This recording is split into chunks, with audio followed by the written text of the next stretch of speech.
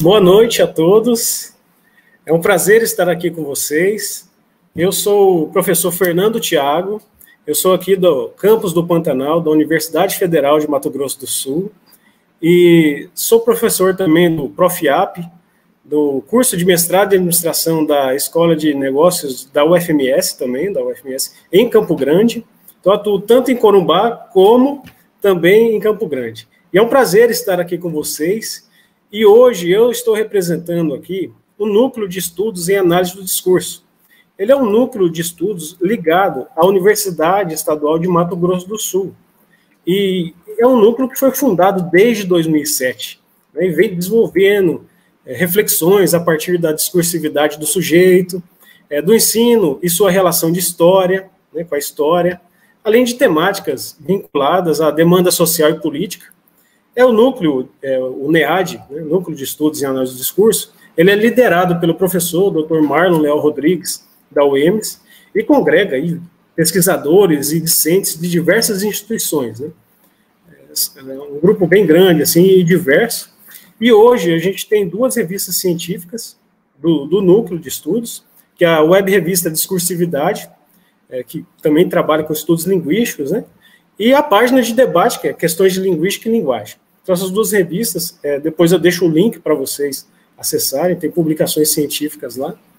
E o NEAD preparou toda uma programação esse ano, trabalhando com essa temática de análise do discurso.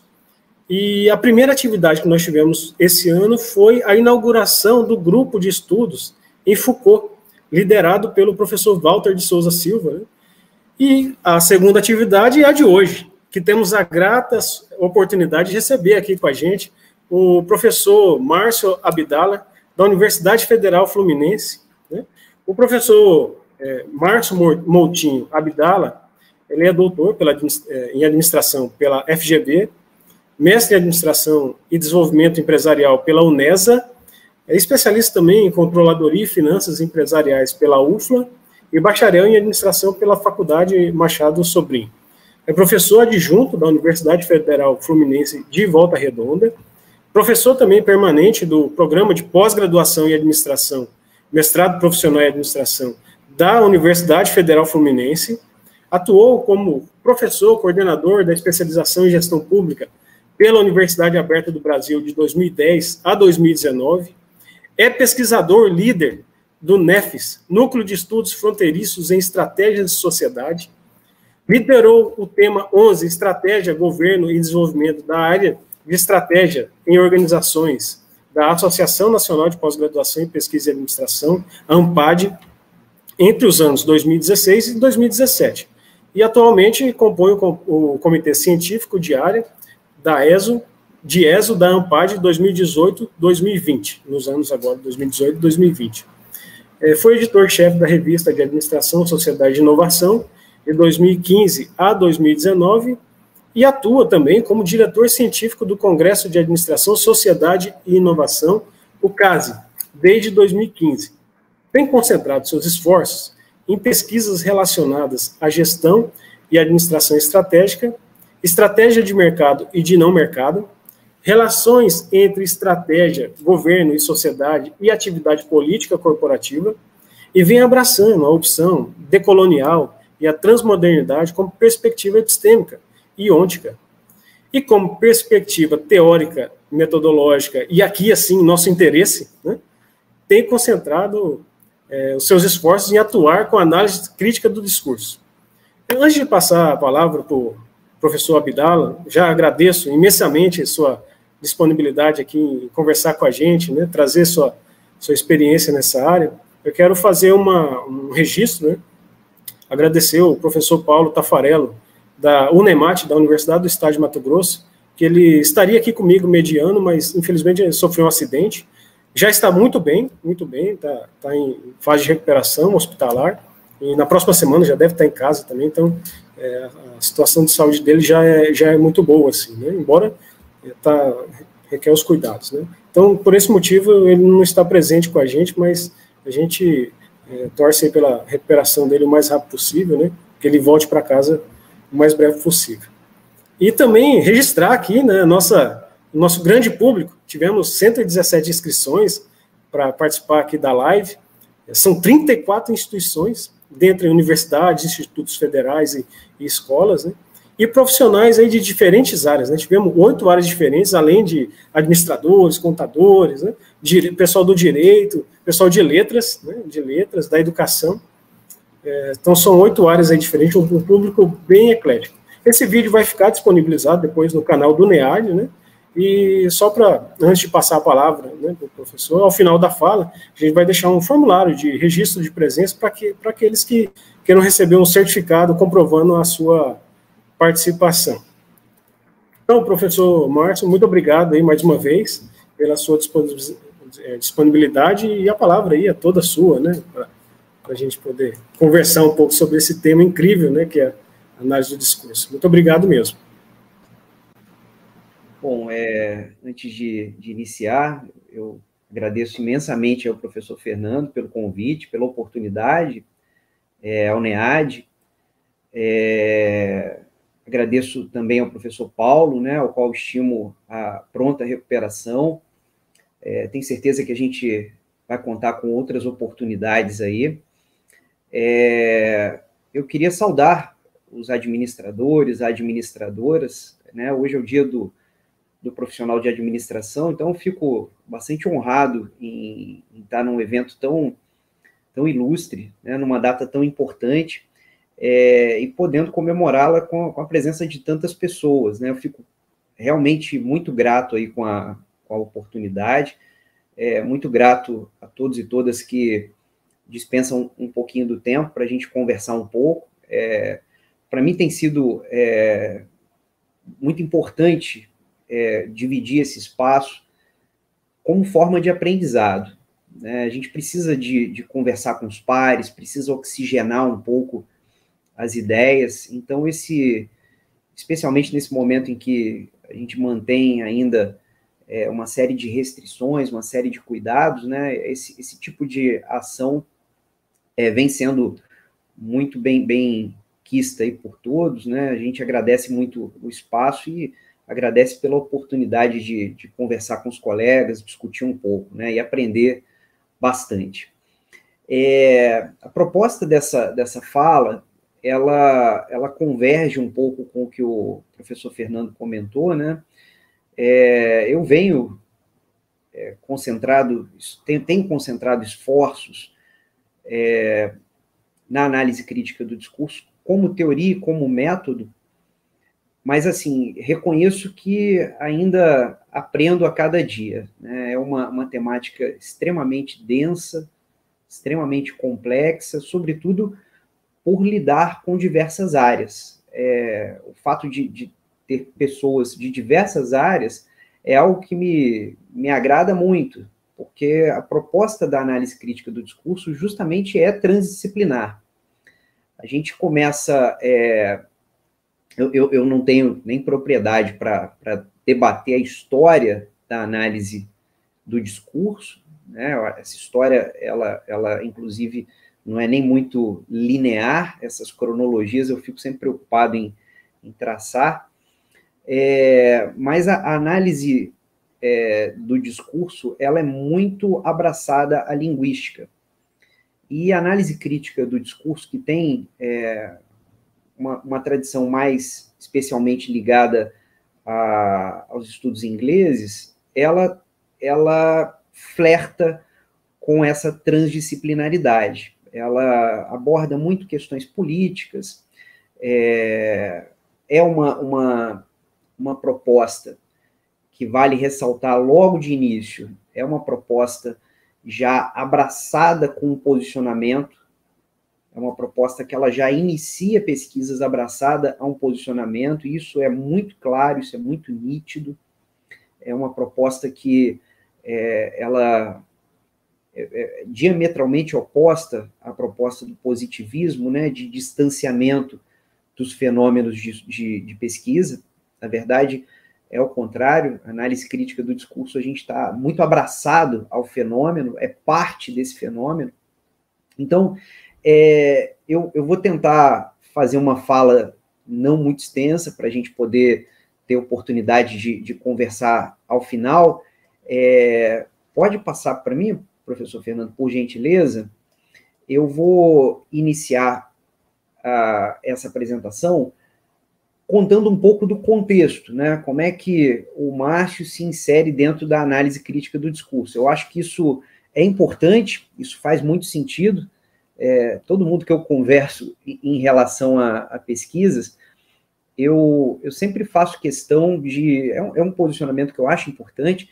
Eu sempre faço questão de reforçar que pesquisadores precisam mostrar a cara. Então, se você é pesquisador, se você é pesquisadora de análise crítica do discurso, que faz uso da teoria, do método, é importante que você mostre a sua mão na pesquisa, né? Mostre quem é você, quem é a pessoa que interpreta esses discursos e converte essa interpretação em algum estudo. Então, acho que justamente por fazer esse tipo de recomendação, eu me vejo na obrigação de apresentar um pouquinho para vocês desse contexto, né, dessa trajetória. Eu tive um período de doutoramento entre 2011 e 2014, que eu trabalhei com investigação de estratégias sociais da eletronuclear.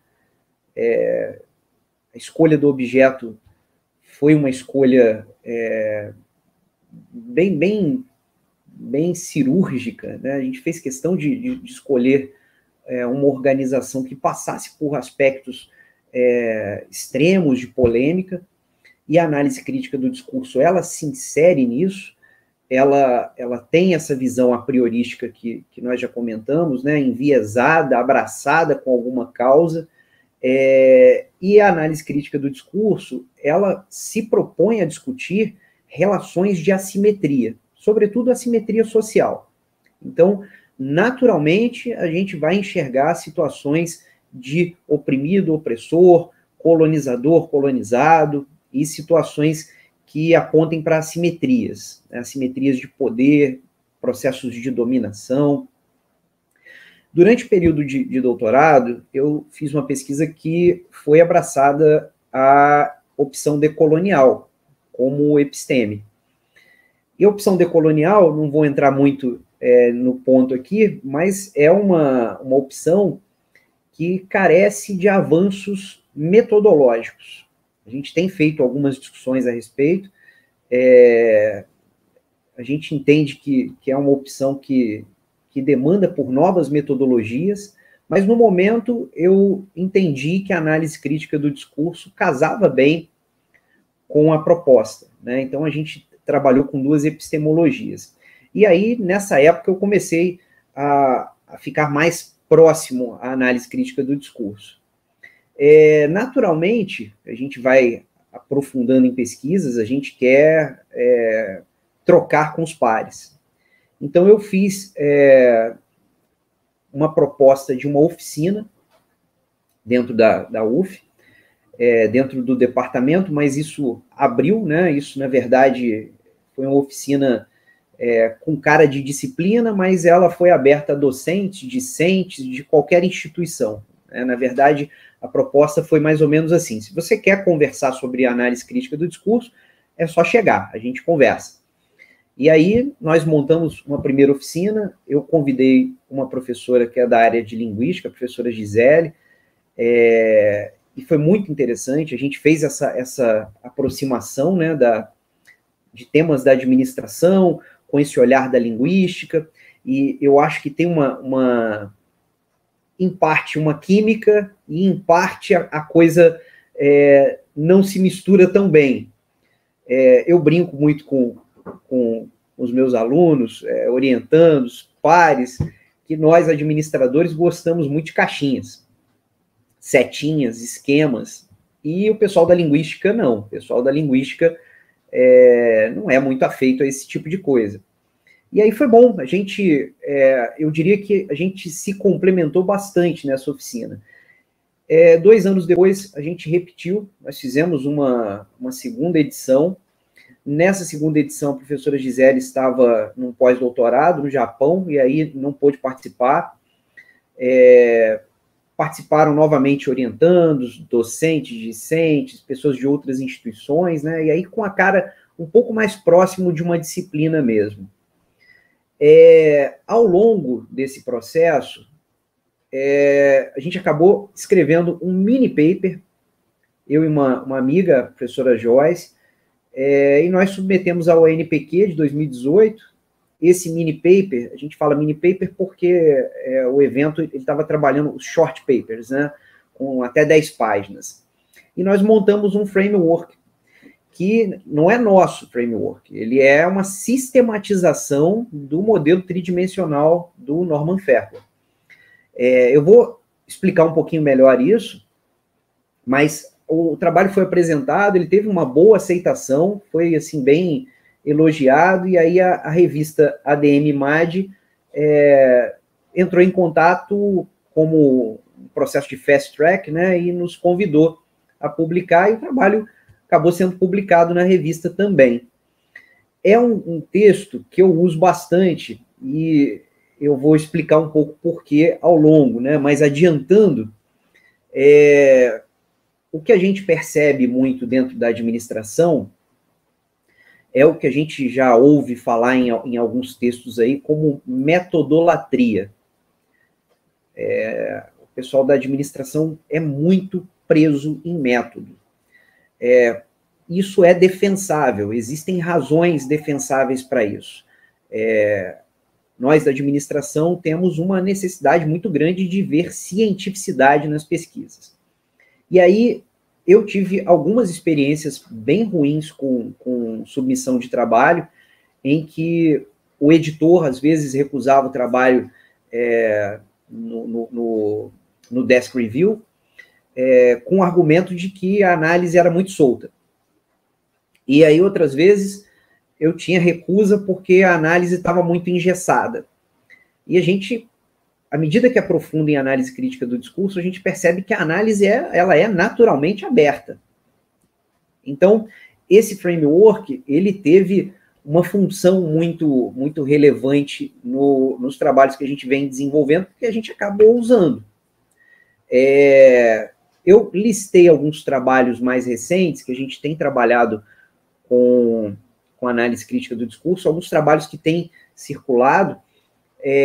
Destaquei 3 aqui de periódico e 2 de eventos, né? O primeiro saiu na READ, é um trabalho fruto de uma orientação de mestrado da Nádia, a Nádia Silva, foi sobre a CSN e o processo de privatização, é um texto super atual, eu deixei as referências ao final, vou passar isso para vocês. Tem um texto que ainda é fruto da minha tese, que é uma revisita a dados, e saiu agora esse ano na Contexto Internacional sobre eletronuclear, tem como tema a área nuclear. Tem um trabalho que é fruto de um TCC com a Raquel, que é hoje me orientanda de mestrado, na revista Sociais e Humanas. Ela fez um trabalho muito interessante sobre os propagandistas da indústria farmacêutica. E trabalhos em evento, tem 2 que eu destaquei. O primeiro foi publicado no CEMEAD sobre a regulamentação do cigarro eletrônico. Eu vou falar um pouco desse trabalho especificamente hoje. E um que saiu no CAS esse ano sobre a representação dos lobistas, né, ou profissionais de relações institucionais e governamentais e a mídia. Como é que os discursos trabalham esse profissional? E como é que esse profissional vem tentando trabalhar esses discursos? Com a Patrícia Marangoni, tá? Bom, podemos passar, professor Fernando. Tem uma proposta de agenda. Eu dividi essa fala em 2 partes. A parte 1, que são alguns fundamentos. Essa parte 1 ela é toda fundamentada nesse paper de 2018, desse framework. E uma parte 2 com aplicações práticas da análise crítica do discurso. Por que eu separei assim? Eu parto do pressuposto que a gente conversa com pessoas que já têm profundidade no tema, mas como é uma transmissão aberta, a gente conta com a possibilidade real de muitas pessoas terem interesse, mas ainda não terem vivência. Então, eu acho importante a gente passar alguns pontos, mas eu tentarei ser bem breve, tá? Então, podemos avançar. Bom, eu tentei descrever aqui uma introdução, né, para que vocês entendam essa questão do paper, né, a introdução e uma problematização. Como eu comentei anteriormente, na área de administração, a gente tem um ranço de metodolatria muito forte. A gente tem uma cobrança muito forte pelo rigor científico, pela cientificidade dos trabalhos, e é muito comum a gente esbarrar em situações que conflitam as vertentes de rigor e relevância. É comum a gente observar em pesquisas qualitativas que o excesso de rigor, ele mata um pouco da criatividade e da relevância de algumas pesquisas.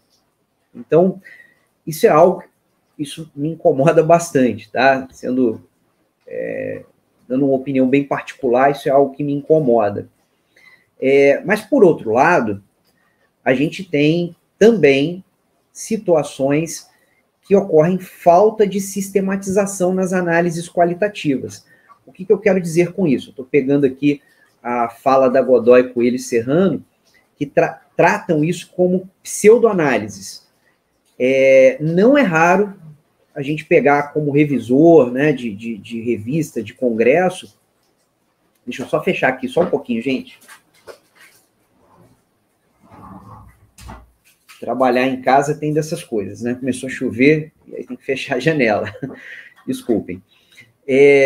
Então, esses autores eles vão comentar que a gente esbarra nisso, né? Como revisor de periódico, revisor de evento, em situações que trabalhos são submetidos a partir de uma suposta análise qualitativa que não tem muita qualidade. É mais ou menos assim: olha, eu não vou fazer pesquisa quantitativa, não gosto de número, então me sobrou o quê? Pesquisa qualitativa. E aí as pessoas vão separando pedaços de texto, fragmentos de texto, e vão interpretando aquilo de uma forma muito livre, sem nenhuma sistemática. E aí dizem que fizeram análise crítica do discurso, análise do discurso, ou às vezes análise de conteúdo, análise da narrativa, né?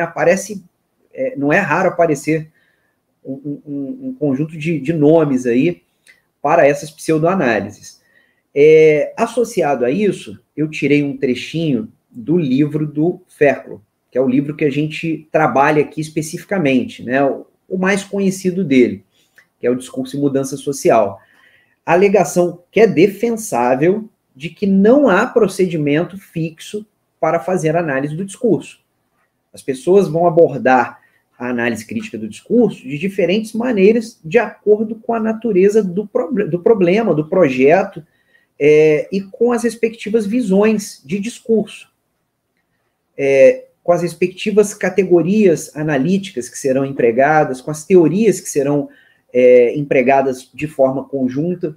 Então, quando o Ferklo escreve isso, ele está coberto de razão, isso é super defensável, só que você pode muito bem pegar esse argumento e falar assim: olha, então ele está dizendo que pode fazer de qualquer jeito. E não é de qualquer jeito, existe uma sistemática. Então, nós temos aí um conjunto de argumentos que podem proporcionar vulnerabilidade de análise, né, que vão se basear nesse tipo de alegação para produzir práticas metodológicas arbitrárias, né? Vamos de qualquer forma. A partir disso, a partir dessa problemática, nós fizemos como propósito sistematizar um framework para a adoção da ACD em administração e gestão. A gente não está criando nada aqui do zero. Essa proposta de framework, ela é completamente baseada na análise tridimensional do Ferklo. O que a gente faz aqui é adicionar alguns elementos que apontam para a trajetória de pesquisa. Então, a gente pode passar mais um slide. É importante comentar sobre a análise crítica do discurso como método. É muito problemático nós tratarmos a análise crítica do discurso apenas como método. A análise crítica do discurso, ela é uma abordagem teórico-metodológica. E por que é uma abordagem teórico-metodológica? Porque ela é muito mais do que um método, um percurso metodológico, uma proposta de percurso. Esse ponto da crítica, essa palavrinha, ela tem um papel muito importante nos mecanismos de análise de discurso. E aí eu coloquei o textinho aqui, que é justamente a brincadeira com as palavras, né? A crítica que subjaz o caráter de análise sobre os discursos em questão é evidenciada pelo aspecto emancipatório da proposta. O título desse livro do Norman Fairclough, ele não poderia ser mais adequado. Discurso e mudança social. Compreender que os discursos são carregados de intencionalidade e que esses discursos eles são capazes de proporcionar mudanças muito sérias na sociedade é a alma dessa proposta. E aí, quando o Fairclough vai discutir isso, né, e aí ele vai fazer uso de diversos autores, né, ele traça uma linha, inclusive histórica, muito relevante. Ele tem como proposta desnaturalizar essas crenças metadiscursivas, que elas acabam impregnadas. Hoje a gente, inclusive, sofre muito mais com isso por conta da rápida disseminação de informações em função da tecnologia da comunicação, né? E a partir dessa desnaturalização, frear, romper com esses aparatos de dominação. Eu acho que eu tento muito fugir de exemplos que envolvam aspectos políticos, sobretudo nesse tipo de fala mais aberta, mas eu acho muito difícil a gente desviar desse caminho, né? Especialmente no momento que a gente vive. Nós vivemos um momento extremamente sério. A gente vive primeiro uma crise sanitária global. Eu não vou dizer que é sem precedentes, né? Eu não tenho lastro para poder falar disso, mas pelo menos dentro do período em que eu estou na Terra, eu nunca vi nada parecido. Associada a essa crise sanitária global, nós temos uma crise político-institucional localizada no Brasil. Temos um movimento anti-vacina no globo. Não estou falando especificamente de Brasil. E o que leva um cidadão, uma cidadã, a abdicar do direito de tomar vacina? Eu não consigo ver outra coisa senão discursos. São metanarrativas criadas, né? Aí existe essa parte do meio da figurinha da análise tridimensional, que é a prática discursiva, é exatamente isso, né? O discurso ele é concebido, ele é distribuído em larga escala e ele passa a ser consumido. Quem consome se apropria desses discursos. E aí começa um processo de interdiscursividade, né? Ele apropria de um discurso de terceiro, como se fosse dele, e começa a novamente redistribuir esses discursos e fazendo com que outras pessoas venham a consumi-lo. E é muito fácil, né, você convencer pessoas, principalmente pessoas que não têm muita instrução, a evitarem a vacina. Existem diversos argumentos, né? O sujeito não quer ser clonado, o outro sujeito não quer receber um chip, né? Eu não sei nem se a nanotecnologia estaria tão avançada para colocar chips em vacina, né? Mas numa situação em que eu desconfiasse de qualquer coisa do gênero, e tivesse evidências, como um cidadão racional, eu pesaria isso, a relação risco-retorno, né? E eu estaria disposto a correr o risco. Então, eu estou trazendo esse exemplo de vacina para mostrar como que isso é sério, como é que discursos realmente proporcionam mudanças sociais, e não são mudanças sociais pequenas, pontuais, demoradas, né? Hoje, discursos bem colocados, esse bem colocados não é no sentido, essa palavra bem não é do bem, né? Discursos colocados de maneira correta, no momento certo, com as palavras corretas, por meio do emissor correto, causam estragos sem precedentes. Então, a relevância do trabalho do Fécula, ela é muito grande em nações periféricas, que a gente tem um acesso menor à educação, um acesso menor até à própria comunicação. Isso é mais importante ainda. A gente não tem expectativa que todo mundo vire analista do discurso, mas que é importante que as pessoas desenvolvam um senso crítico. E aí esse modelo, ele ajuda muito, principalmente para a gente que está fazendo pesquisa, para a gente que forma opinião, para a gente que transmite informação, como uma forma de ação frente à sociedade, né? Uma ação social mesmo. Podemos avançar.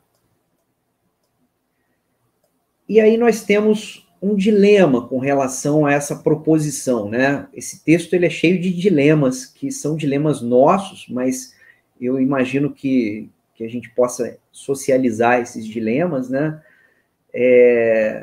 Tem dois grandes lados aí, né? De um lado, o argumento que a análise crítica do discurso, ela não deve seguir especificamente uma lógica pré-determinada.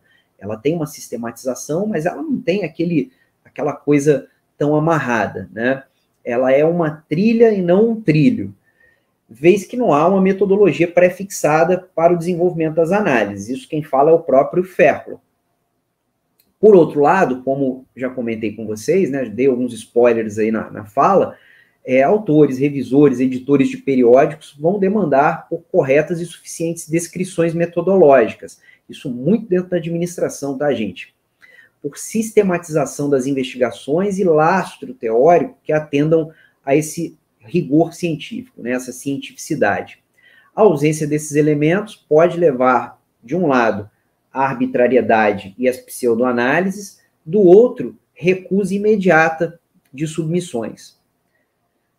Podemos avançar um pouquinho. Então, temos aí a proposta do framework, que, na verdade, como comentei com vocês anteriormente, é integralmente baseado na proposta do Norman Fécula, na análise tridimensional. O que nós fizemos aqui? Nós pegamos os nossos percursos metodológicos, a gente debruçou sobre a nossa prática e a gente resolveu escrever, falar assim, olha, como é que a gente faz esse negócio? Por que a gente escreveu desse jeito? Quando eu ia para as oficinas, eu sentia muito isso nos colegas que ali estavam, né? Teve até um professor que participou e ele fez um comentário que eu achei fantástico. Ele falou, Márcio, eu já li esse livro do Fécula umas 3 vezes. E cada vez que eu leio, parece que ele está querendo me enganar de alguma forma. Porque ele vai e volta, e vai e volta, e falta uma coisa assim mais clara. Aí aquilo acendeu a luzinha, eu falei, faltam caixinhas, né, para o pessoal da administração. Nós gostamos de caixinhas, setinhas, então vamos sistematizar esse negócio com o propósito de facilitar o caminho. E aí, esse quadro, ele foi um quadro que assim, a gente demorou bastante para montar, apesar de parecer trivial, né, nós tivemos aí a necessidade de fazer muitas idas e vindas para poder colocar isso sem muitas arestas, tá? Eu não vou dizer que não tem aresta, não. Então, como é que a gente monta isso normalmente, o nosso percurso metodológico? Uma parte 1, e aí é sempre de cima para baixo, nós costumamos definir contexto e problemática. Qual que é o contexto que a pesquisa acontece? Qualquer pesquisa que vocês observarem, vocês vão perceber que esses contextos eles são muito bem definidos. A partir do contexto, qual é o objeto de análise? A partir do objeto, né, eu já tenho contexto, já tenho problemática, tenho o objetivo, objeto e objetivo, que tipos de dados eu vou utilizar? Qual será o meu corpus de análise? Ou quais? Na administração, a gente trabalha muito com entrevista, mas eu gosto muito de trabalhar com dados secundários. A gente trabalha, tem alguns trabalhos com dados secundários de mídia, documentos. Então, na verdade, eu gosto de mesclar, né? Trabalhar, às vezes, dados primários, entrevistas, observação, às vezes, dados secundários e triangulando essas coisas. Então, uma vez isso concebido, a gente vai para a parte de análises preliminares. Eu gosto muito de deixar isso claro, né? Eu já tive muitos colegas que, no momento de doutorado, no momento de coleta de dados de pesquisa, fizeram entrevista, mas terceirizaram transcrições. Eu acho assim, mas é achismo, tá, gente? É opinião. Eu acho um crime terceirizar transcrições. Eu sei que dá trabalho, é penoso, mas nas transcrições a gente faz grandes análises preliminares, muitas análises preliminares.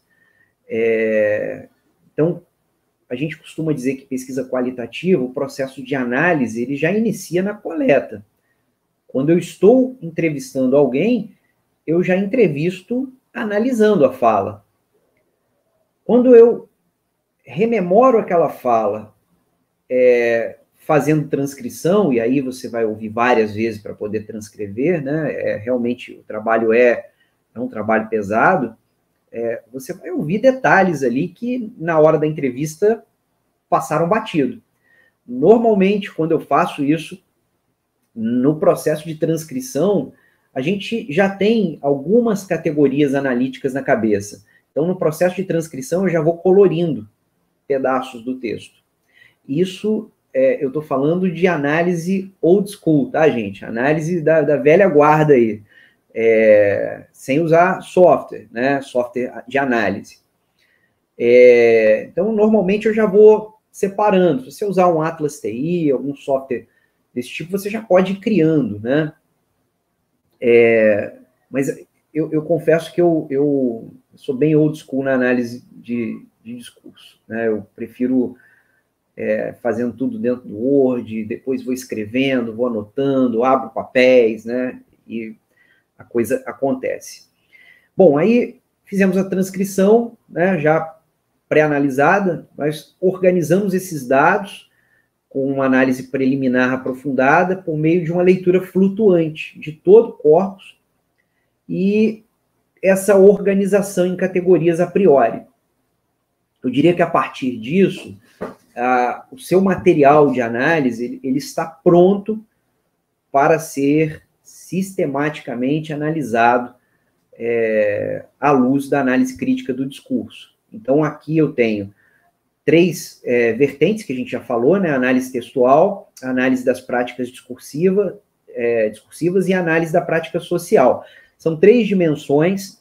Eu ontem participei de uma qualificação de doutorado que fazia uso dessa abordagem teórico-metodológica, e essas setinhas, se vocês observarem, elas apontam para cima e para baixo, elas são bidirecionais, porque existe uma lógica aqui que você vai encontrar autores que vão te recomendar iniciar pela análise textual, que é do específico para o geral, né? Então, vai na análise textual, práticas discursivas, prática social.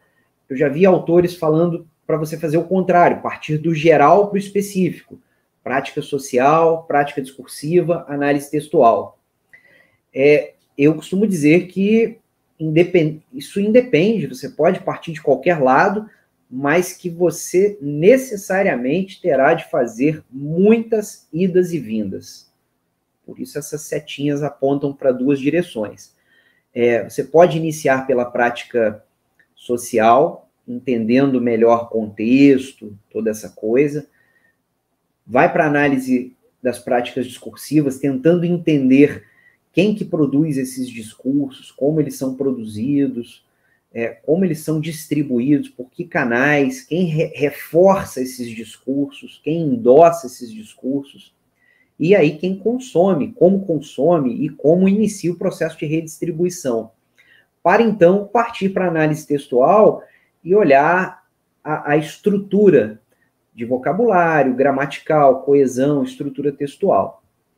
Lembrando que tem uma setinha aqui, né, categorias discursivas, eu coloquei um outro trabalho do Ferklo de 2003, que ele apresenta outras categorias discursivas, mas nada impede que, por exemplo, você use, como eu que trabalho com decolonialidade, eu utilize categorias discursivas de alguma abordagem decolonial, para poder facilitar essa costura, né? Bom, a gente vai dar uma olhadinha e aí o final são os resultados, né? A base dessa figurinha aí são os resultados. Eu circulei aqui a análise textual, porque o que nós observamos, e aí eu me incluo nesse grupo, tá? É que é a parte mais difícil para nós administradores. Eu imagino que seja a parte mais tranquila para o pessoal da linguística. E a gente vai ter mais facilidade para trabalhar com prática social, por conta de aspectos ideológicos, né, questões hegemônicas, as assimetrias de poder. Bom, vamos para a prática textual. O que nós fizemos, né, nesse texto? Que foi um texto assim, orientado, num primeiro momento, para os nossos discentes. Nós separamos questões norteadoras que, porventura, viessem a facilitar o trabalho dos pesquisadores. Eu acho extremamente importante que, antes de iniciar as análises, que seja feito um bom planejamento de operacionalização. Por que eu digo isso? Existem tantos elementos a serem analisados que, se você começar a olhar para o texto e olhar para os elementos, olha para o texto, né, para os dados, olha para os elementos, olha para os dados, olha para os elementos, e aí olha para uma teoria, a coisa torna-se demasiadamente complexa e há uma forte tendência de que você perca informações, de que perca nuances, perca coisas importantes. Então, essas questões norteadoras, a gente estimula que sejam feitas novas questões, mas são questões que vão ajudar no planejamento de operacionalização. Então, por exemplo, quando eu olho vocabulário, questões que podem ocorrer, né? E aí a gente, acho que vale comentar, apesar do viés voltado à análise crítica do discurso, a gente faz uso aqui do Manguenot, né, de outros autores de análise do discurso, não necessariamente crítica, né, uma tradição francesa, que ajudam muito a entender essa dinâmica. Então, exemplo de operacionalização da parte de vocabulário. Por que eu utilizei essa palavra e não outra? Será que essa palavra ela vem carregada de eufemismos? É uma palavra que objetivou suavizar alguma coisa? O que se quis significar com aquela palavra, com aquele vocabulário? E o que significou naquele discurso? Existem outras categorias, tá, analíticas, eu não vou entrar para não ficar muito extenso. A gramática. Por que foi escolhida essa estrutura de oração e não outra? O que se quis significar? A gente vai trabalhar muito a questão dos significados. Que tipos de crenças, relações, identidades sociais estão embutidas nessas orações? Existem situações de imperativo, o sujeito é oculto, e ele é oculto de forma intencional, arbitrária, a quem esse sujeito representa? São questões que facilitam captar as entrelinhas. Na análise crítica do discurso, em grande parte do tempo, a gente está preocupado com essas entrelinhas, com significados e questões subjacentes ao texto, elementos que estão por trás daquele discurso. Então, o contexto ele passa a ser importante. Podemos avançar um pouquinho?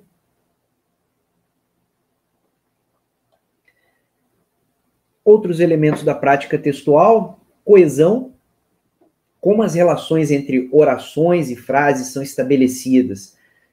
Utiliza-se determinadas palavras com muita repetição, pronomes, conjunções, situações em que a pessoa fica tentando se explicar muito, né? Como, portanto. Existem esquemas retóricos nessa coesão. Isso é muito importante, porque, sobretudo em discursos que são planejados, é importante frisar que há uma diferença muito grande na coleta de dados primários, principalmente entrevista, e trabalho com dados secundários. Por que eu falo isso?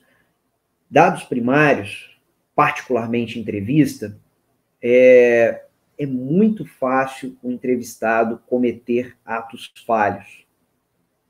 Ele querer editar a fala e ter algum ato falho e não conseguir editar a fala. Na verdade, é muito comum que o entrevistado tente dizer o que o entrevistador quer ouvir, supostamente quer ouvir. Mas, à medida que a entrevista vai ficando mais relaxada, que as pessoas vão ficando mais soltas, existe uma tendência de ocorrerem atos falhos, né? Da pessoa pensar de uma forma com uma velocidade diferente da fala. Ela pensa numa velocidade, fala com outra, e essa falta de sincronismo, ela vai deixar escapar coisas de entrelinhas importantes, né? Alguns esquemas que são muito relevantes. Quando o texto é secundário, é um texto que teve a oportunidade de ser editado. A fala, a gente não consegue editar muito a fala. Agora, o texto, sim. Você manda para um revisor, manda para um colega, sobe o tom, desce o tom, né? E aí, esse tipo de esquema retórico, a gente consegue identificar com mais... não é que é mais facilidade, mas ele passa a ser muito importante, sabendo que é um texto editado, né? Entender que racionalidades tem por trás disso. E aí a estrutura textual. Quando a gente utiliza como dado primário ou secundário, mas a análise da fala, é muito comum a gente analisar as tomadas de turno. Então, por exemplo, você tem situações de opressão contra a mulher. E aí você tem um debate com várias pessoas e a fala de um homem acaba sempre interrompendo a fala da mulher, se sobrepondo. Esse tipo de tomada de turno, né? Por exemplo, uma reunião com marido e mulher. E aí, quando se observa que há uma relação assimétrica, é muito comum existir sobreposição, muito comum existir tomadas de turno sobrepostas, né? Interrupções, e isso mostra muito dessa assimetria. Bom, partindo já para as considerações finais da parte 1, essa proposta de framework, ela é particularmente útil aos pesquisadores que não possuem ampla bagagem linguística e aí podem se valer de uma proposta de percurso. Isso é algo que a gente tenta deixar muito claro no texto, porque nós ficamos aí num trade-off, né? Num dilema muito grande. Além do delineamento de um percurso, chamamos atenção para as questões norteadoras, né? Que a gente acabou de passar, sobretudo da análise textual. A proposta, ela é mais uma opção e não a opção. Isso é algo que a gente tem que deixar bem marcado, né? existem infinitas formas de se trabalhar a análise crítica do discurso. Essa maneira foi uma maneira mais instrumental que nós utilizamos, mas aí a gente naturalmente reconhece e esbarra num dilema, né? Existe uma relação aí de um estigma de funcionalismo metodológico. Existe uma crítica que nós fazemos, uma autocrítica, de uma minimização da complexidade da proposta teórico-metodológica do Ferklo, mas, por outro lado, a gente demonstra que é algo defensável dentro desse ambiente que requer sistematização. E, por fim, uma coisa que a gente reforça, assim, eu não coloquei em caixa alta, né, mas acho que aqui caberia esse modelo, essa proposta de framework, essa sistematização, ela, em hipótese alguma, substitui a bagagem do Ferklo, nesse caso, do modelo tridimensional, e de diversos outros autores, né? Inclusive, o próprio modelo tridimensional é uma proposta do Ferklo. O Ferklo já avançou bastante nisso. Existem autores, inclusive da área de linguística, que já não fazem mais uso. Comentei isso ontem na banca. A gente tem feito uso porque esse modelo ele dá conta bacana, assim, da maioria das pesquisas que a gente faz, né? Mas existem outros modelos, por exemplo, um modelo do Ferklo mais recente, modelo não, vou chamar de abordagem, de análise de discurso político, que casa muito, inclusive, com as minhas pesquisas, né? Mas isso aí a gente deixa para um outro momento. Então, a gente avança para a parte 2.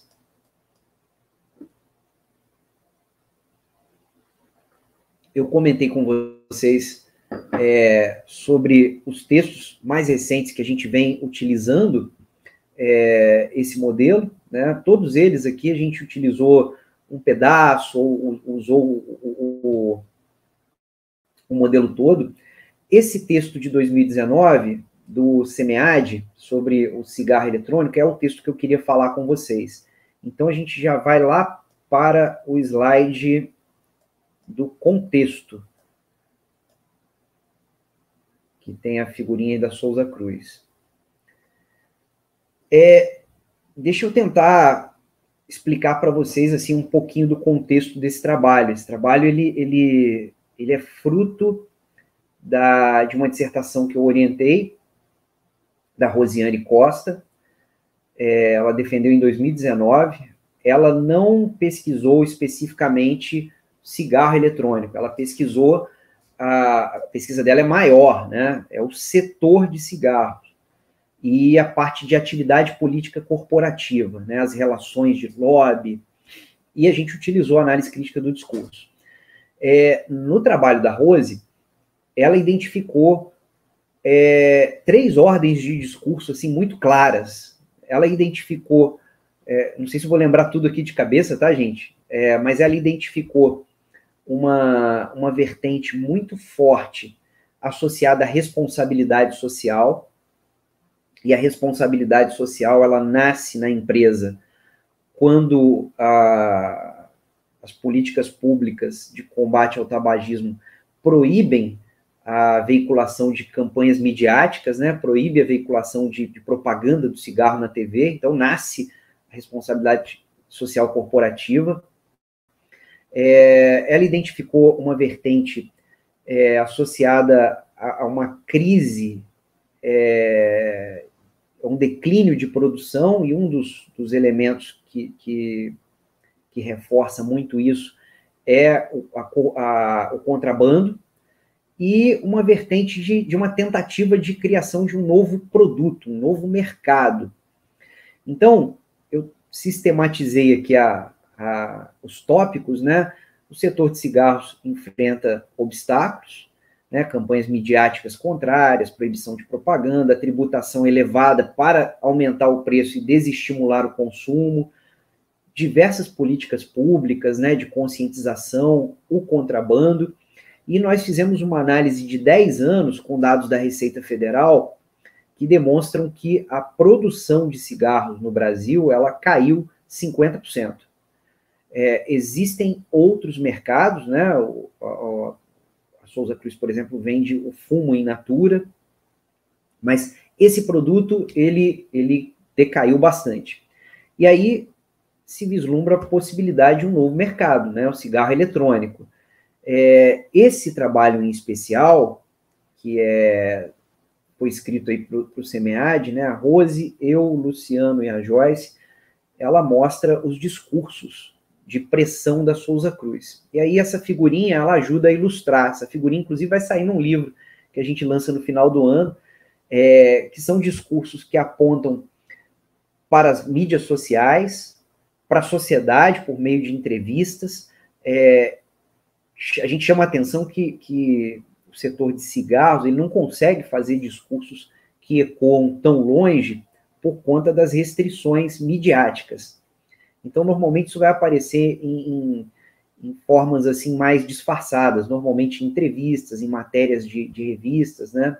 E aí uma pressão muito forte em cima da Anvisa para regulamentar o cigarro eletrônico no Brasil e, consequentemente, um passo acima para poder empurrar isso no Congresso, né?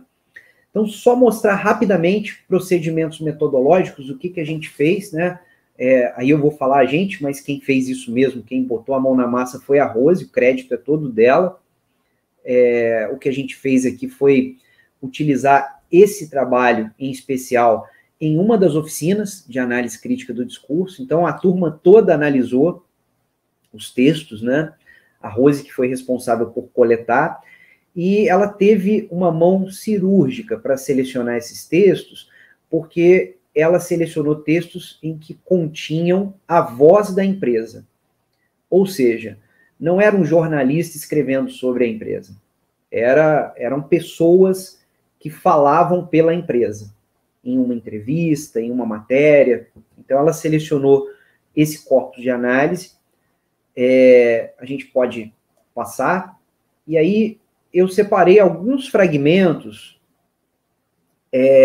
assim, mais a título de exemplo, né, que eu queria compartilhar com vocês. A gente não vai fazer análise muito profunda aqui, mas são fragmentos que estão dentro de um contexto, e são fragmentos que eu destaquei aqui palavras a partir de análises que já foram feitas, tá? O contexto é o seguinte: a Souza Cruz, eu falo Souza Cruz porque ela é dominante, né, no setor de cigarros no Brasil. Ela quer pressionar pela regulamentação porque se abre a possibilidade de um novo mercado com cigarros eletrônicos. Ah, mas existe cigarro eletrônico no Brasil? Existe. Você compra pelo Mercado Livre, compra em qualquer desses fornecedores, mas isso não é regulamentado no país. Uma empresa não pode comercializar isso aqui livremente. O que se comercializa eu não sei nem se eu posso usar essa palavra ilícita, mas não é regulamentado. Então, existe uma guerra. Fora do Brasil, existem países que já regulamentaram, existem países que estão em briga para regulamentar, mas o que se tem em termos de achados, isso é algo novo, é um produto novo, uma série de pesquisadores da área da saúde, das áreas humanas e sociais, têm apontado que o cigarro eletrônico ele é um grande mote para conquistar o jovem, pelo caráter de inovação. E a empresa, sabendo disso, né, isso é fortemente conhecido, ela faz uso desse caráter de inovação em toda a retórica que é construída. Então, vejamos esse primeiro fragmento.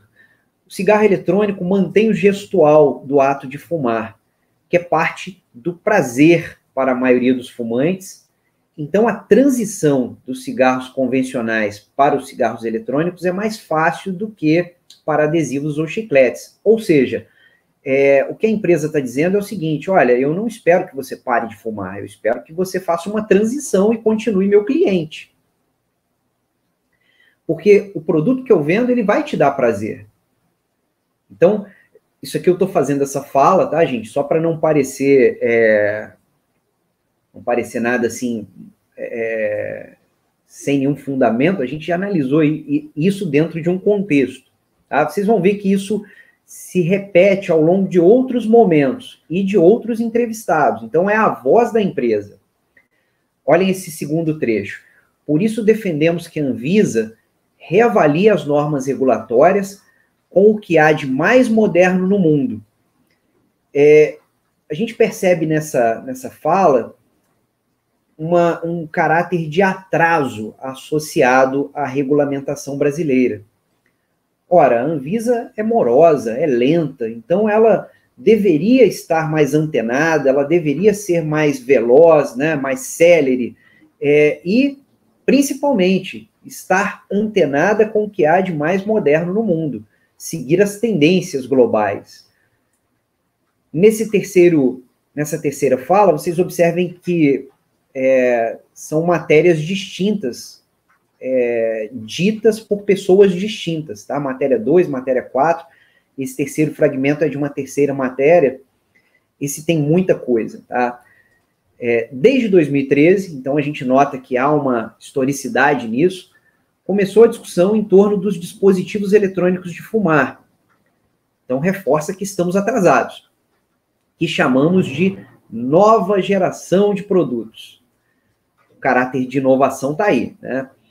Junto com a British American Tobacco, a Souza Cruz vem liderando essa discussão. Então, observem, existe um atraso regulatório no país, mas a empresa ela é alinhada com o que há de mais moderno no mundo, inclusive no mundo euro-norte-americano. E existe uma continuidade, né? Continuamos oferecendo o cigarro tradicional. Mas tem novos produtos, como o vaporizador de tabaco aquecido, que inclusive o nome, propositalmente, não é tratado aqui na matéria como cigarro, mas é vaporizador de tabaco aquecido, que é de risco reduzido. Então, a gente observa uma série de coisas, né? A empresa muito avançada, enquanto o ambiente regulatório é muito atrasado, ela está à frente das discussões, ela oferece alternativas para quem quer continuar consumindo, e mais do que isso, ela se preocupa tanto com a sua saúde que ela oferece um produto de risco reduzido. Vamos passar para a última parte de análise, para eu não tomar muito tempo. São outros fragmentos, né? Então, o primeiro diz o seguinte: aqui tem uma retórica, tá? Estamos confiantes que as autoridades entenderão, porque elas não entendem, que esses dispositivos são importantes para a redução dos danos do cigarro à saúde e uma forma de preservar a sustentabilidade da cadeia produtiva do tabaco. Existem dois pontos muito fortes nessa fala. Um deles é uma retórica amplamente utilizada, empresarial, que vai falar sobre a geração de empregos. Vocês vão observar isso em organizações, grandes projetos, normalmente projetos polêmicos, projetos que causam grandes danos ambientais e sociais. Normalmente esses projetos eles vão estar ancorados numa narrativa que vai ser justificada pela geração de empregos. Então, eu faço isso porque eu gero emprego. Então, vocês precisam olhar o lado bom da moeda, né? O copo meio cheio, e não o copo meio vazio.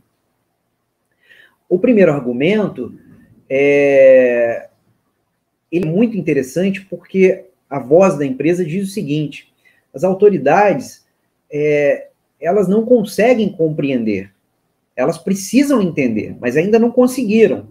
E o que nós estamos oferecendo são dispositivos que vão reduzir os danos à saúde dos nossos consumidores. Nós estamos preocupados com a saúde dos nossos consumidores. Então, a gente está oferecendo uma coisa aqui que é melhor para reduzir risco, né? Mas não se fala em o abandono do tabagismo, né? É uma alternativa para que você continue cliente. E, por fim, isso aqui assim, é quase que uma pá de cal no debate, né? Porque eles colocam como se esse debate estivesse muito aberto. Defendemos um amplo debate com a sociedade civil sobre a proibição de comercialização dos produtos de próxima geração, né, a inovação, incluindo comunidade científica, que vai legitimar esses discursos, reguladores, ONGs, consumidores e varejistas, uma vez que esses produtos, observem, já são uma realidade no mundo.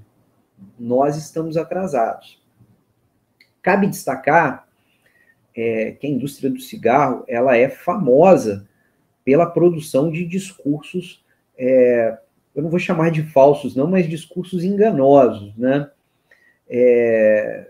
Eu não sei se quem acompanhou, mas vocês podem pesquisar na internet, que no início da pandemia de Covid, foi veiculado, inclusive, como notícia, que alguns pesquisadores começaram a enxergar uma suposta existência de correlação entre fumantes que contraíam Covid e risco e efeitos reduzidos. Então, se um não fumante contrair Covid, o efeito seria pesado. Isso foi no início da pandemia.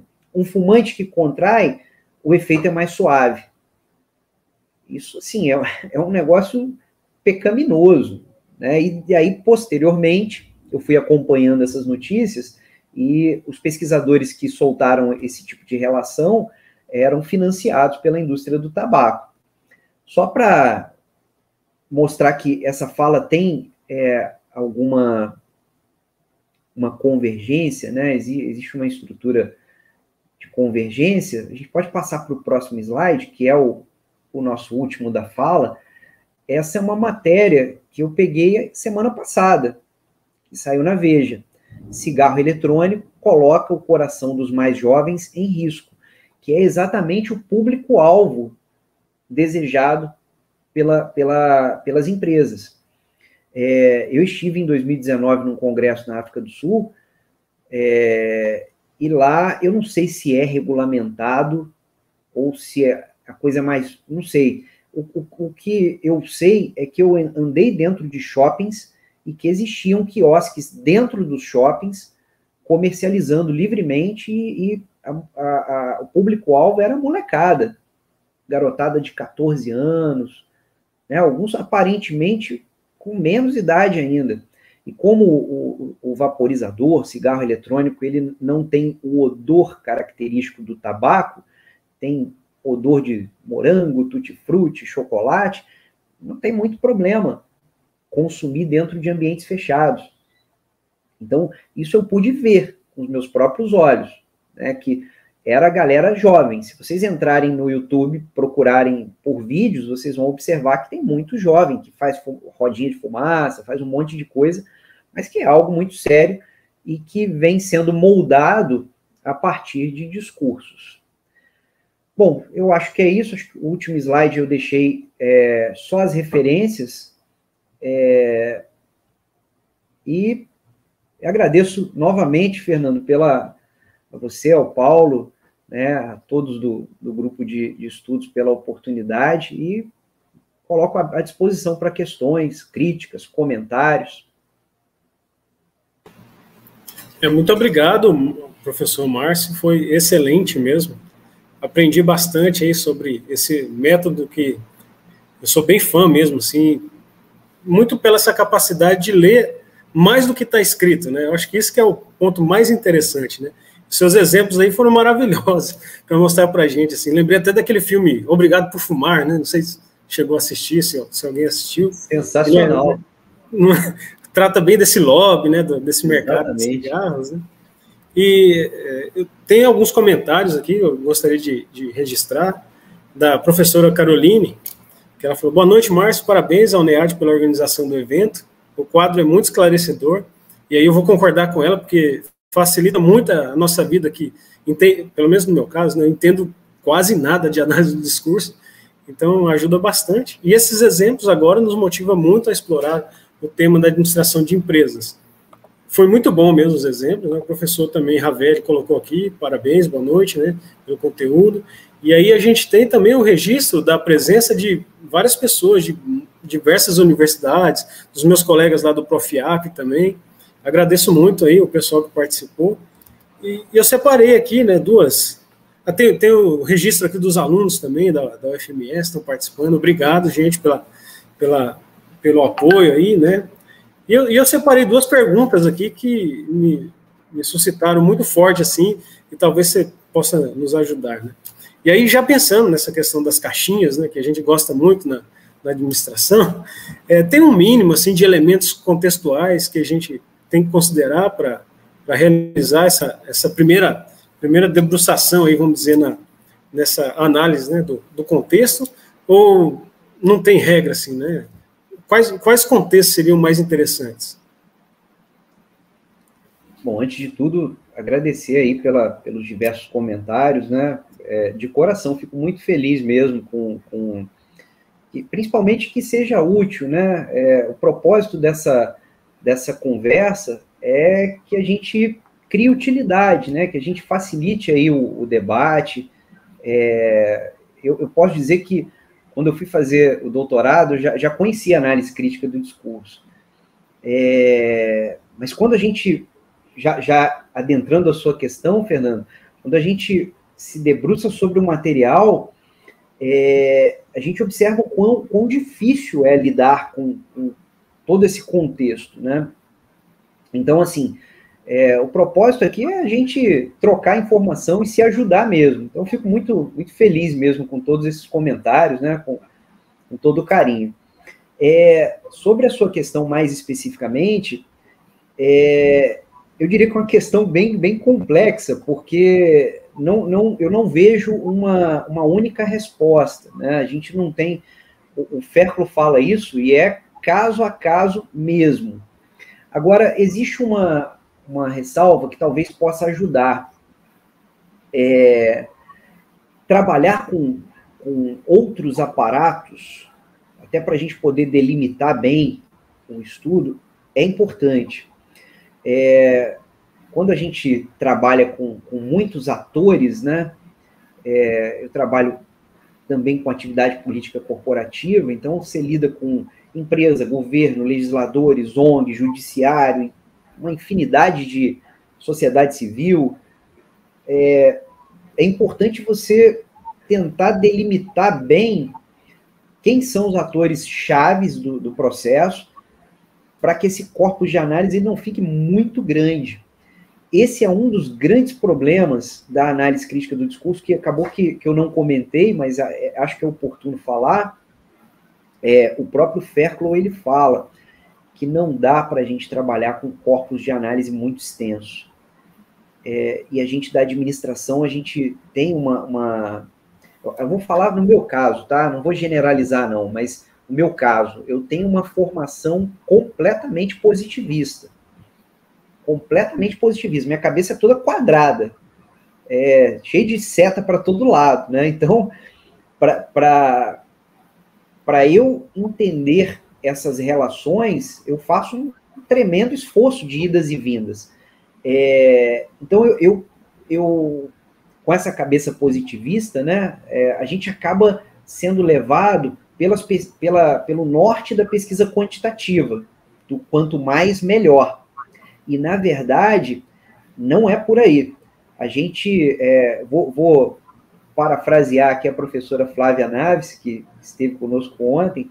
Eu assisti uma apresentação dela no Enampad, e ela falou, ela fez um trabalho maravilhoso com um parágrafo. Fez uma pesquisa inteira com um parágrafo.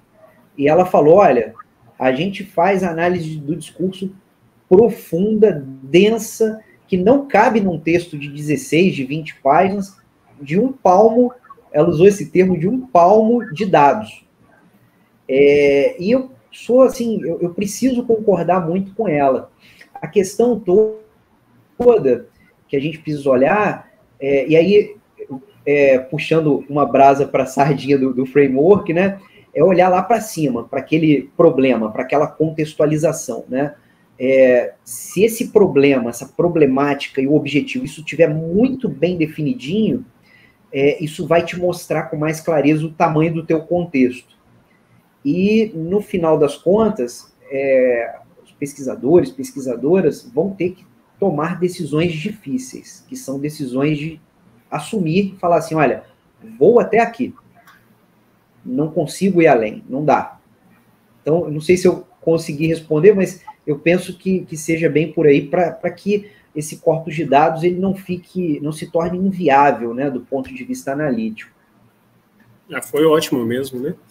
Vou compartilhar aqui contigo o pedido da Cíntia. Ela pediu para depois deixar referência para a gente, e eu já queria até te pedir licença para colocar na descrição do vídeo, porque quem não pôde, de repente, assistir hoje, né, aí fica disponível para que depois, uma outra hora, que seja possível assistir. E o Gerson traz uma questão, ele que é aluno aqui do curso de administração, ele pergunta assim, né, você acredita que podemos fazer algo semelhante com análise de conteúdo na administração? Eu vou abrir para...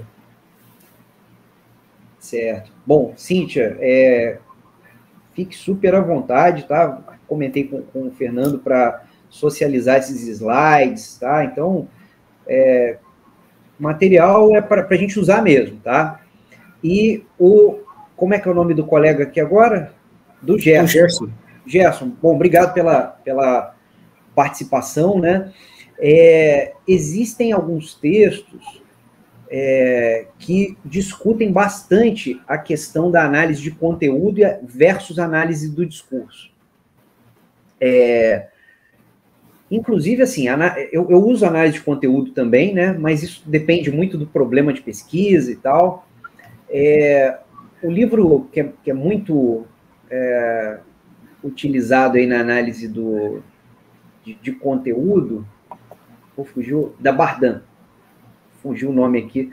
O livro da Bardin é um dos mais utilizados hoje, né?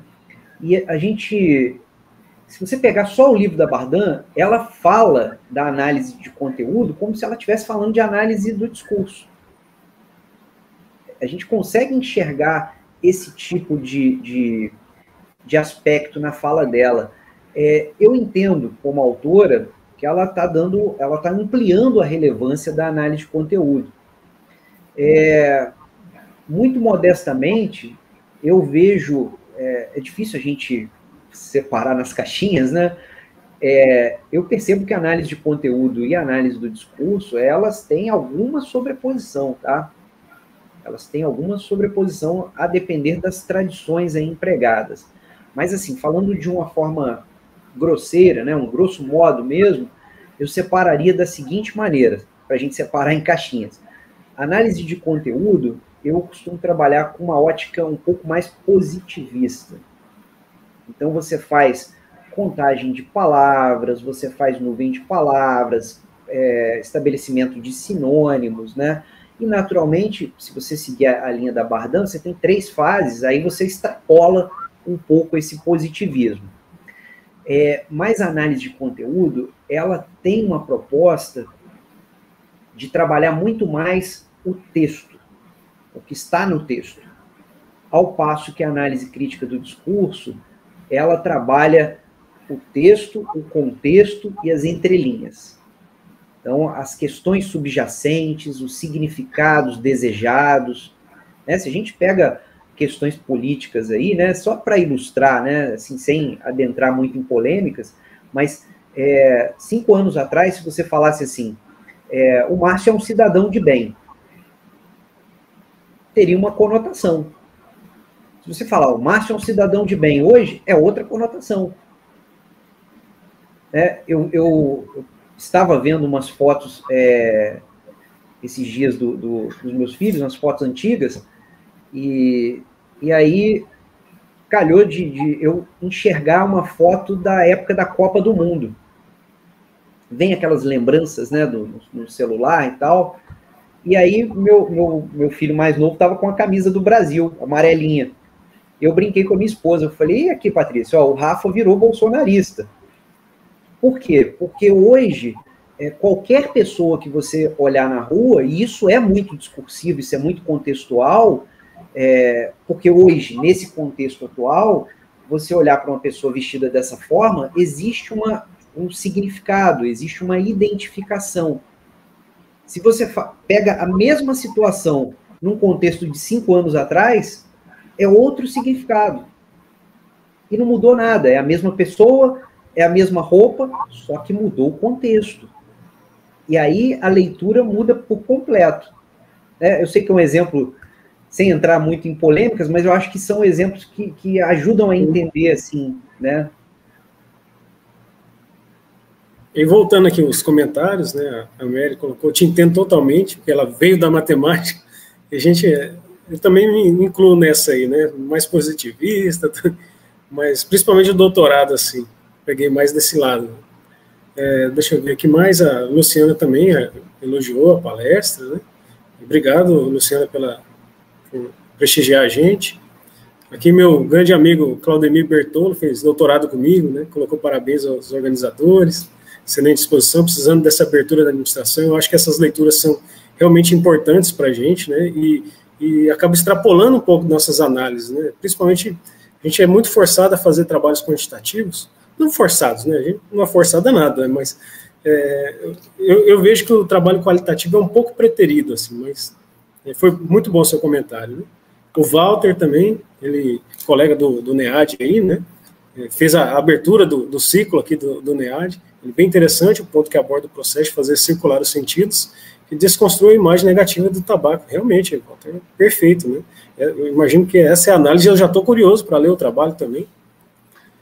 E aí, Márcio, eu sei que já avançamos bem aí, e está tão interessante o tema que eu gostaria só de uma últimazinha, assim, que é uma dúvida bem minha mesmo. Assim. Fique super à vontade, Fernando. Para mim está sendo assim, extremamente prazeroso estar aqui dividindo esse tempo com vocês. Então, assim, estou tranquilo, estou com a noite por conta de vocês. Muito obrigado. Né?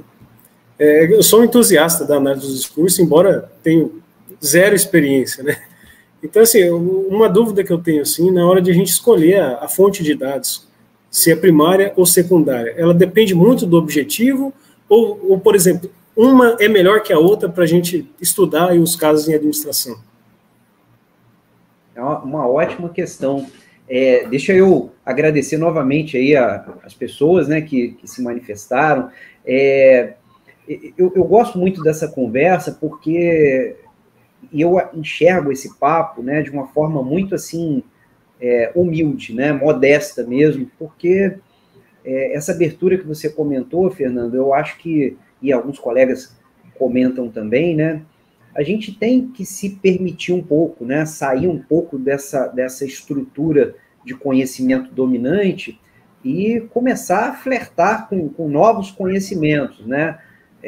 Eu sou suspeito para falar por conta da proposta decolonial que eu abraço, mas eu vejo essa conversa assim de uma forma muito, muito humilde, muito honesta, e fico feliz que as pessoas entendam isso, né? Que a gente tenha essa horizontalidade para conversar, sem vaidades, né? Sem frescuras. Eu acho que esse tipo de debate é um debate que agrada muito. Para chegar na sua questão, deixa só eu comentar de um fato que eu acho importante, né? Sobre essa questão de afastamento, de interpretação.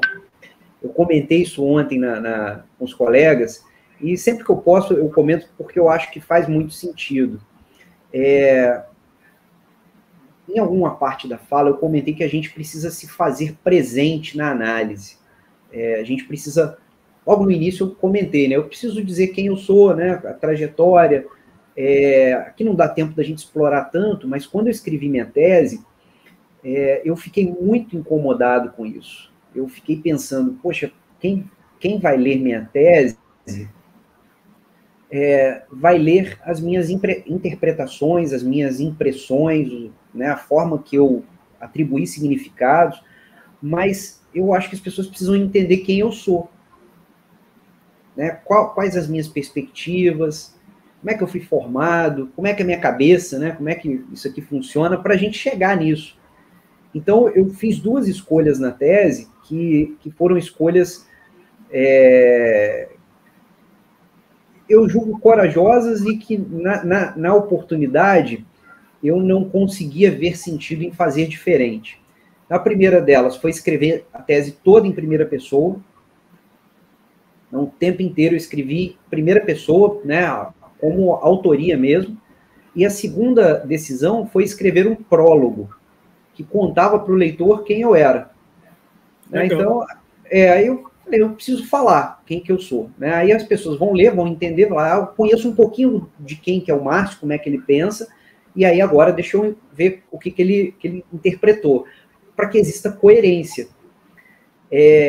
Isso foi bem aceito, né? Assim, eu preciso falar dos resultados, que as pessoas criam expectativas em relação a isso, mas entre os pares, os colegas de doutorado, eu mostrei para os amigos, né, a gente tenso lá para defender tese e tal, e os meus amigos falaram para mim o seguinte: cara, você surtou. Fim de doutorado, você surtou. Não faz isso não que vai dar zebra. E falei, não, eu vou em frente, né? E fui, graças a Deus deu certo, mas eu acho que é importante, né? A gente que parte de uma proposta que ela é abraçada com um lado, abraçada com uma causa, a gente precisa ter a mão ali, ter a cara, né? E aí, chegando na sua questão, Fernando, dados primários, dados secundários, que tipos de dados? O problema ele vai apontar muito para isso. Eu quero usar um exemplo que eu acho que vai facilitar, né? O tipo de pesquisa que eu faço lida com questões muito sensíveis. Então, por exemplo, pesquisa que vai trabalhar sobre lobby. Até um tempo atrás, a lei permitia doações para campanhas políticas mais generosas. Então, você tinha condições de pegar dados secundários e tal, mas são números, né? E aí você pode fazer associações. Essa empresa tal doou tanto, doou muito, né? Então, vai ter contrapartidas. Que tipo de contrapartidas serão cobradas?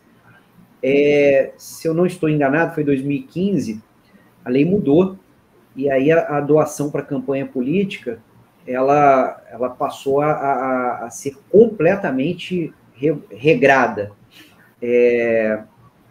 Só se consegue fazer doação a partir de pessoa física, com um teto de 10% da renda anual. Então, as pessoas, para fugir de tributação, né, normalmente, pegar aí o Silvio Santos, o salário do Silvio Santos como pessoa física deve ser um salário, não é tão gigantesco quanto a captação de renda das empresas dele. Então, teria que ser assim, a pessoa física Silvio Santos doando. Aí a gente precisa entender outras questões, né? Que relações que uma empresa mantém com o legislativo, com o judiciário, com o executivo, e por que essas relações existem.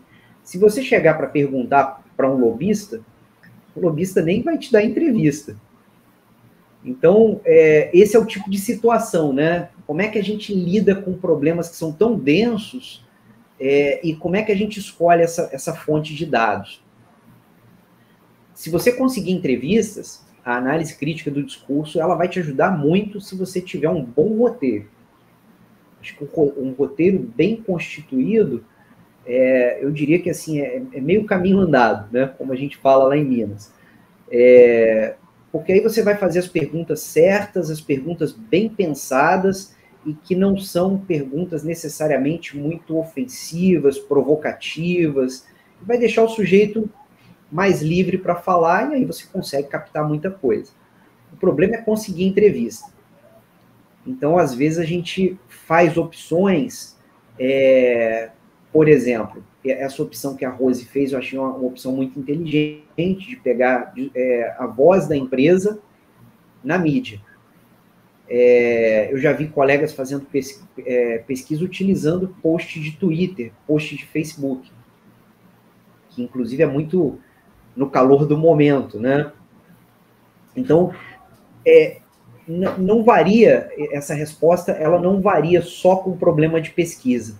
Ela varia com o problema de pesquisa, mas ela varia também com o acesso que você vai ter aos dados, que às vezes é negado, né? Às vezes é difícil. Aí a gente tem que buscar outros caminhos. Vale da oportunidade, né? Exatamente. Já vamos partir para o encerramento. Só vou deixar aqui também, né, que o pessoal comentou. Deixa eu ver aqui. A Márcia dê um parabéns aí, Márcia, querido, aprendi contigo. Um abraço, Márcia, super querida. A Janaína também traz o caso dela aqui, que ela veio de letras e depois agora mestrado em administração. Um abraço aí do meu amigo Wesley, lá de Alto Araguaia, que também é do NEAD aí, participou do NEAD. Parabéns pelo excelente. Também é da análise do discurso forte aí. A Giovana, aluna nossa aí também, do curso de administração, né? Foi o seu agradecimento. O Anderson também, parabéns. Aqui a Alcione Fonseca, parabéns pela exposição. Temos também o comentário da Mangilândia. Mangine, forte abraço, Mangine. Opa! A Alessandra, ela é minha tia, esposa do meu tio, Paulo, né? Obrigado aí pela participação. E, por fim, aqui a Ana Cleide, entendo perfeitamente todas as questões apresentadas, professor Abdala. Mudei muito minha construção positivista da formação em administração a partir da CD e na minha tese de doutorado. E, com certeza, mudou também todos nós aqui que estivemos te ouvindo, e vai ficar aí gravado para a gente poder recordar e utilizar também nos nossos trabalhos, nas nossas pesquisas, nossos alunos também nas orientações. E só tenho a agradecer mesmo, né, a você, a sua disponibilidade, e me coloco à disposição também, no que eu puder ajudar, e o NEAD também coloca à disposição, e a gente vai trocando essas ideias aí maravilhosas, né, se ajudando e a gente se aprendendo, e a gente caminha dessa forma mesmo, né. Então, muito obrigado mais uma vez, né, e deixo aí contigo as suas considerações finais. Bom, Fernando, assim, só reiterar os agradecimentos, né? Eu fiquei muito honrado com o convite. Eu acho que eu me questiono o tempo inteiro se eu sou apto a falar para um público tão diverso, mas fico muito feliz com a fala de cada um aqui, né? Que prestigiou pessoas queridas, pessoas que eu não tive a oportunidade de conhecer, mas fico feliz de existir identificação, né? Existir a possibilidade de contribuir. Sou muito grato a você, ao Paulo, e digo mesmo, né? Eu fiquei muito feliz com a possibilidade, com a oportunidade. Para mim, isso aqui é um momento de oxigenação, né? E conte sempre comigo, a gente tá junto aí, né? Eu acho que a gente, academia, sociedade, a gente tem que trabalhar junto para construir algo melhor para todo mundo, né? Então, contem sempre comigo, fiquei muito feliz de participar, permaneço sempre à disposição. Muito obrigado mesmo. Obrigado. Pessoal, então os links depois a gente vai deixar disponível na descrição desse vídeo, e vamos deixar também disponível o próximo evento do NEAD, e a gente conta mais uma vez com a presença de vocês. Muito obrigado e boa noite a todos.